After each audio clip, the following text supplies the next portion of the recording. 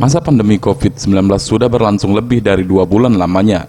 Banyak warga yang terkena dampak baik secara langsung maupun tidak langsung, terutama bagi pekerja informal. Salah satunya yang sepertinya luput dari perhatian adalah ratusan kepala keluarga yang bermata pencaharian sebagai pemulung di tempat pembuangan akhir Sukawinatan. Di tempat ini sekitar 250 kepala keluarga yang menggantungkan pendapatannya dari memulung, yang kini harganya melorot dari 2.000 per kilo kini menjadi Rp300 per kilo.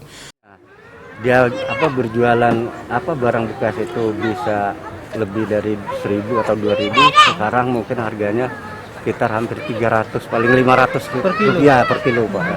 Jadi untuk sekilo beras itu pun dia harus mencari barang bekas itu. Harapan kita kepada pemerintah gimana? Ya, harapan kita kepada pemerintah sebenarnya kalau memang mau diprioritaskan ya di sini Pak tempatnya. Terlebih di masa pandemi seperti ini, sama sekali belum ada instansi pemerintah yang turun ke lokasi untuk memberikan edukasi terkait upaya pencegahan virus COVID-19 ataupun memberikan bantuan kepada warga. Hijau Indonesia. Jadi apa ini kegiatan hari ini?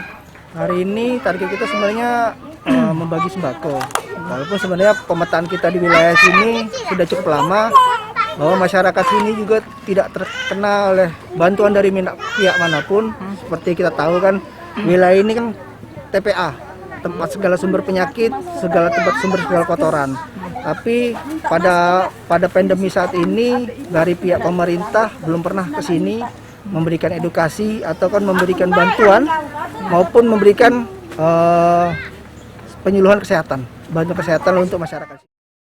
Welia Ep, Sriwijaya TV.